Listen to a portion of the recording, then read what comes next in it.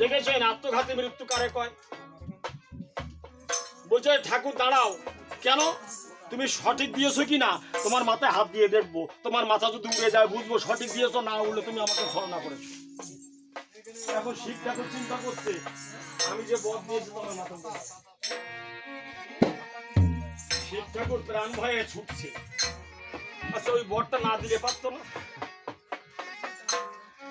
একটা নারীর কখনো বলে যে তোমার 60,000 পুত্র হবে, কোন চিন্তায় বলছে?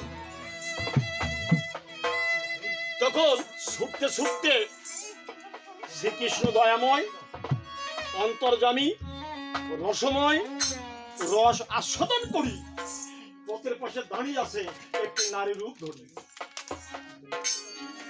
শুনুন বিষয়টা কত সহজ নয়। পৃথিবীতে কে কি করছেন, আপনি ভালো করছেন না মন্দ করছেন, দেখার মালিক একজন। আপনি যদি গোপনে জলের নিচে পাপ করেন সেটাও কিন্তু দেখা পড়ছে। আপনি যদি ঘরের দুয়ারে বন্ধ করে দিয়ে পাপ করেন সেটাও লেখা পড়ছে চিত্রগুপ্তের খাতায়। তাই চিন্তা করছে মনে,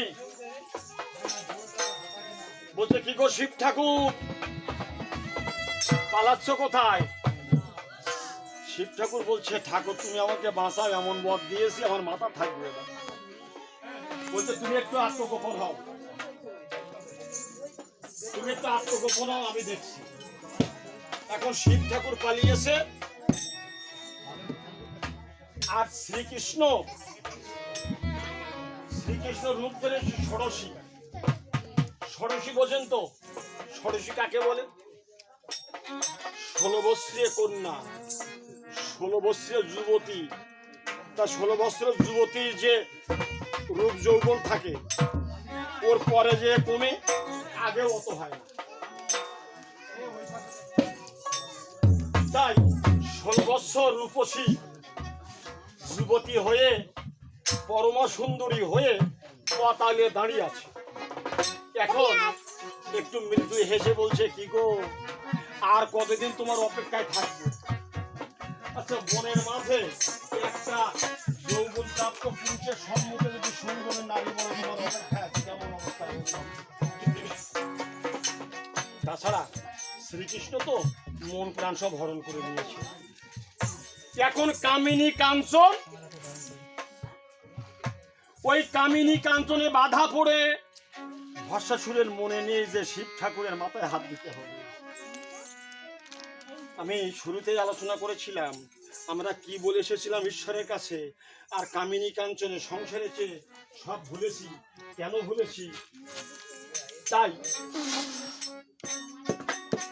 ওই ষোড়শী দেখে, সুন্দরী দেখে শ্রীকৃষ্ণ বলছে, ওই দৈত্য বলছে তোমার মতো সুন্দরী এতদিন পাই না, তাই বিয়ে করতে পারি না, আমার ইচ্ছা তোমাকে বিয়ে করতে চাই।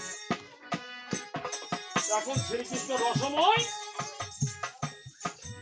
দেখে বলছে তুমি তো আমাকে বিয়ে করবে, তা আমার বহুদিনের ইচ্ছা, আমি যাকে বিবাহ করব সেজন্য আমার সঙ্গে নৃত্য করতে পারে, নাচতে পারে। তা তুমি কি নাচ জানো? একটু নাচ দেখাতে পারবে? দৈত্য কয় আমরা দস্যুবৃত্তি করি, আমরা দৈত্য, আমাদের কি আর ওই নৃত্য হয়?